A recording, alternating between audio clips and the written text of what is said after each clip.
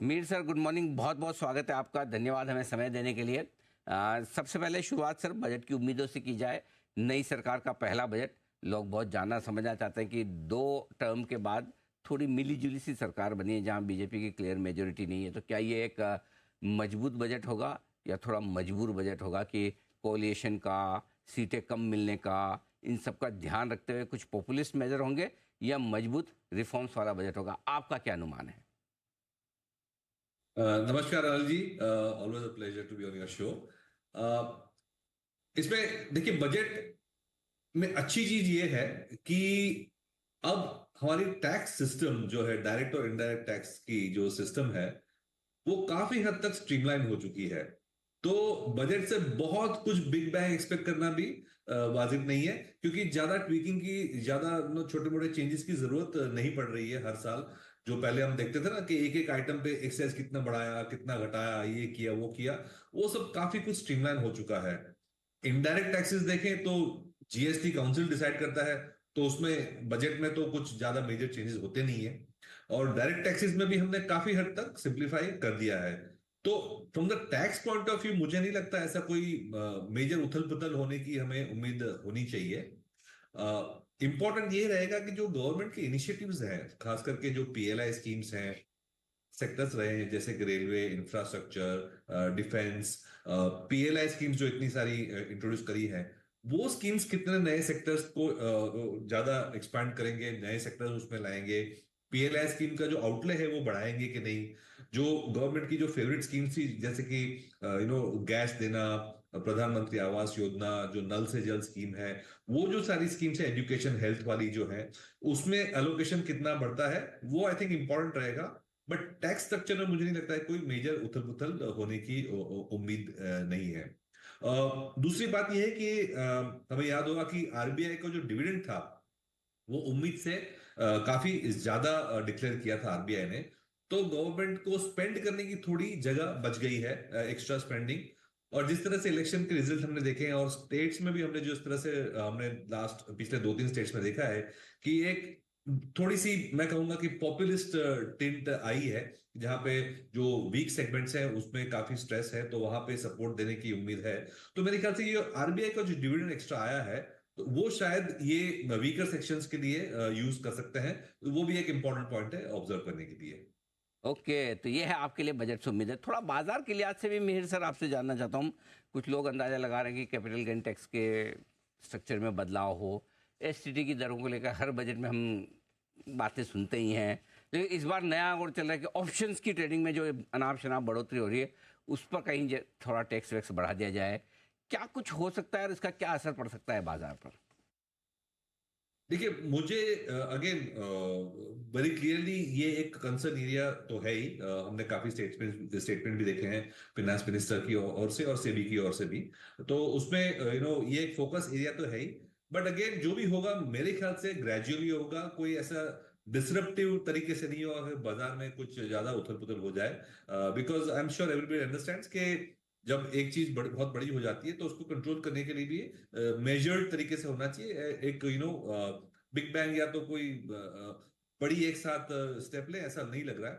तो उसमें भी काफी सारी ऑप्शंस हैं। चार्जेस बढ़ा सकते हैं ग्रेजुअली, टैक्सेस बढ़ा सकते हैं इन स्टैगर्ड फैशन, हो सकता है। बट अगेन होपफुली ऐसा कुछ ना हो कि बाजार को ऐसे वॉलेटिलिटी या शॉक लगे। बिल्कुल ठीक बात है। तो थोड़ा सा देखते हैं कैपिटल मार्केट को लेकर किस तरह से आगे क्या कुछ आता है इस बजट में। आइए बाजार के डायरेक्शन पर करते हैं फोकस। बजट से पहले फिर से नए हाईस की तरफ बढ़ चुके हैं, ऑलमोस्ट हाई लेवल पर ही चल रहे हैं सर। क्या व्यू है अब यहाँ से बाजार का? बजट से पहले, बजट के बाद कैसे देखा जाए? देखिए, हम लोग काफी गोल्डी लॉक्स में कहूंगा सिचुएशन में है कि ग्लोबल इकोनॉमी अच्छा कर रही है, खास करके यूएस अच्छा कर रही है। उम्मीद यह है कि यूएस में रेट कट्स होंगे, लेकिन ग्रोथ इतनी स्ट्रांग है यूएस में कि रेट कट शायद पोस्टपोन हो रहे हैं। बट अच्छी बात यह है कि यूएस में ग्रोथ हो रही है खास करके। तो चाइना ठीक कर रहा है, यूएस ठीक कर रहा है, इंडिया तो ठीक कर ही रहा था। तो ग्लोबली मुझे लगता है एक अच्छी सिचुएशन बन रही है कि ग्रोथ और इंटरेस्ट रेट्स का जो इक्वेशन है, वो इंडिया के लिए अच्छा बैठ रहा है। और उसकी वजह से आप देखें तो इंडियन जो करेंसी है हमारी, वो सबसे स्टेबल करेंसी रही है, वॉलेटिलिटी में सबसे कम रही है इंडियन रुपी की करेंसी।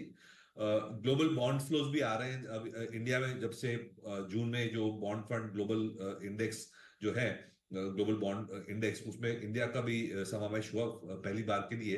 तो उससे भी एफआईआई का पैसा आ रहा है। तो इंडियन रुपी बहुत ही stable currency relative to all other currencies including dollar.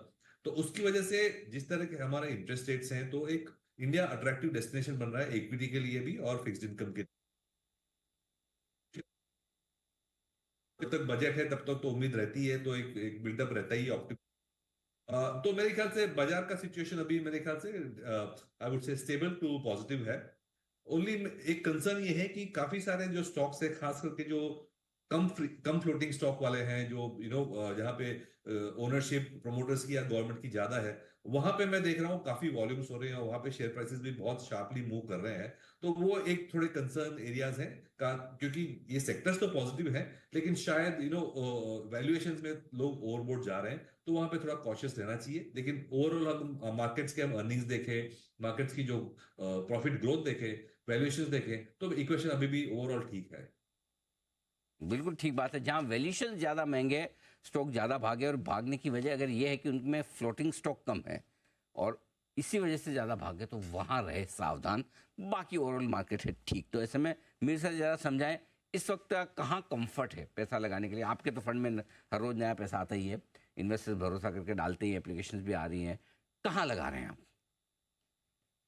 So as of now हमारे जो प्रेफर्ड सेक्टर्स है वो काफी फिजिकल एसेट के लिंक्ड है। जैसे कि इंफ्रास्ट्रक्चर है, कैपिटल गुड्स है, उसमें फिर जो गवर्नमेंट स्पेंडिंग वाले सेक्टर्स है, जैसे कि डिफेंस, रेलवे भी है, तो वहां पे हमारी ओवरवेट पोजीशन ज्यादा है। जो banking and finance and NBFC sector में है, वो हम थोड़े अंडरवेट है। लेकिन हम ये एक्सपेक्ट कर रहे हैं, क्योंकि वैल्यूएशंस काफी अट्रैक्टिव हो गए हैं, उसमें हम मेरे ख्याल से ग्रेजुअली वेट बढ़ा सकते हैं। व्यू पॉजिटिव बन रहा है वैल्यूएशन और ग्रोथ पॉइंट ऑफ व्यू से। जो कंजम्पशन की डिस्क्रिशनरी आइटम्स हैं, जैसे कि ऑटोमोबाइल वगैरह, वहां पे भी अभी भी अच्छी अर्निंग्स ग्रोथ दिख रही है। तो मोस्टली ओवरऑल देखें तो जो डोमेस्टिक डिमांड लिंक सेगमेंट्स है, physical asset creation as well as discretionary consumption की जो आइटम है, वहां पे हम ज्यादा पॉजिटिव है। दूसरे एक दो सेक्टर से, जैसे कि फार्मा वगैरह में भी व्यू पॉजिटिव बन रहा है, ओवरऑल सिचुएशन वहां भी अच्छी है। तो ग्लोबल मेटल्स हैं, जो ग्लोबल लिंक सेक्टर्स जैसे कि आईटी है, या तो मेटल्स हैं, या तो ऑयल एंड गैस वगैरह है, वहां पे हम थोड़े अंडरवेट हैं। और जो डोमेस्टिक लिंक सेगमेंट्स में है, वहां भी अभी अब हमारा व्यू पॉजिटिव बन रहा है। ओके, तो भारतीय अर्थव्यवस्था से जुड़े हुए जितने भी सेक्टर्स हैं, वहां पर है Mihir sir positive, bullish. Railway, defence अभी भी उन्हें अच्छे लग रहे हैं। बैंकिंग, फाइनेंशियल सर्विसेज में पैसा धीमे धीमे और बढ़ाने को तैयार है। ये और भी कई सारे सेक्टर्स हैं जहां आप आगे पॉजिटिव रह सकते हैं। सर, बहुत बहुत धन्यवाद आपका समय देने के लिए, बाजार पर, बजट पर आपकी डायरेक्शन हमारे दर्शकों तक पहुंचाने के लिए। Thank you so much sir.